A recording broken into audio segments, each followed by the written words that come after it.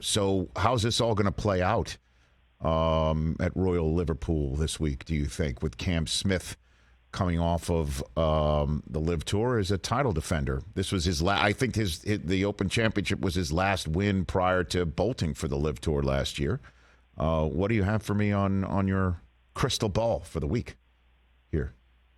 Yeah, blessedly, once we get to Thursday and they start counting the scores at Royal Liverpool, all this stuff will recede in the background, and it'll just be about, my favorite golf tournament of the year. And yeah, I mean, Cam Smith is dangerous. He's been playing well all year. Royal Liverpool is a quirky little bandbox of a golf course. When Tiger won there in '06, and he famously swung the driver only once the whole week. I mean, it's really a finesse position kind of golf course. You can't overpower it.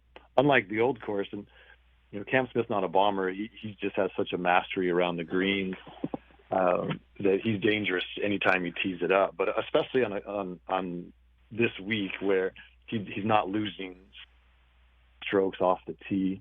Of course, Rory McIlroy's coming in as the headliner and certainly the favorite after his rousing, walk-off birdie on the last hole at the Scottish Open yesterday. So, and Rory won in 2014, the last time that the Open was played at this golf course. So you feel like the stars are aligned for him to finally break this, brutal, almost decade-long drought in the major championships. But, with Rory, it's metaphysical. Obviously, his game is in a good place, but can he filter out all this other stuff? And he, more than anybody, put his reputation on the line in this battle between the tours. And, Jay Monahan, Jimmy Dunn, they sort of tore open his chest cavity and ripped out his heart and stepped on it with metal spikes. I mean, Rory had been the leading advocate and spokesman against the Saudi money. And so you could see that at the U.S. Open, and especially at the start of the week, he looked a little deflated. Of course, he found his game because he's just so good and wound up finishing second. But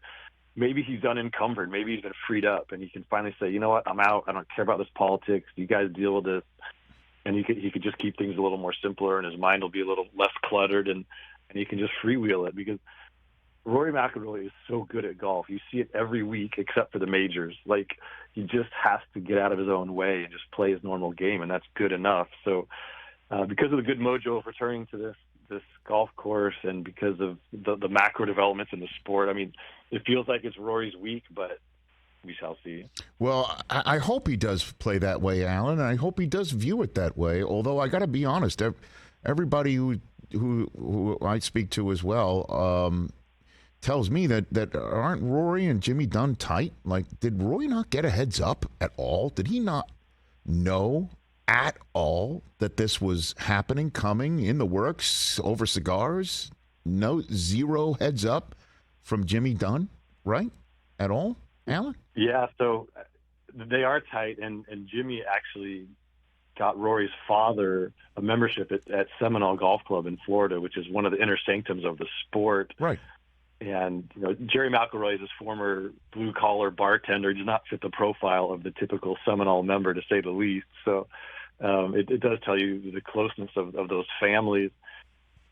Rory had an inkling because he had actually, and this came out in the Senate documents, Rory had sat down with Yasir Al-Rumayyan in November at the season-ending European Tour event in Dubai, and they had this sort of philosophical chat and agreed that the sport needed to be reunified. And that was actually an important moment. It was sort of the first olive branch between these warring tribes. And then this guy, Roger Devlin, British businessman and big figure in the game, he had set up that meeting. Then he used that in his letter to Jimmy Dunn to begin this correspondence between the two sides, saying, hey, Rory and Yasir sat down, it went well. And so Rory knew that there was communication going on, but he really didn't know that it was going to happen this fast, and the sweeping nature of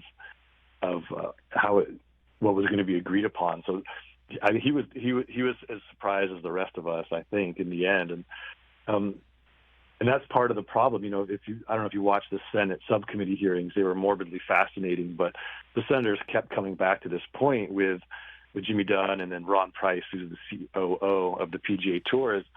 They kept saying, you're calling yourself a member organization. How could your members not know what was happening? How could you not include them in the negotiations and the conversations? And they didn't really have a good answer for that, other than, confidentiality was important, et cetera, et cetera. But I mean, not only is Rory close to Jimmy Dunn, Rory is on the board of directors of the PGA Tour. I mean, of anybody, he should have been in the loop. So the cloak and dagger nature of the negotiations remains interesting. I mean, I get it. There was a lot at stake.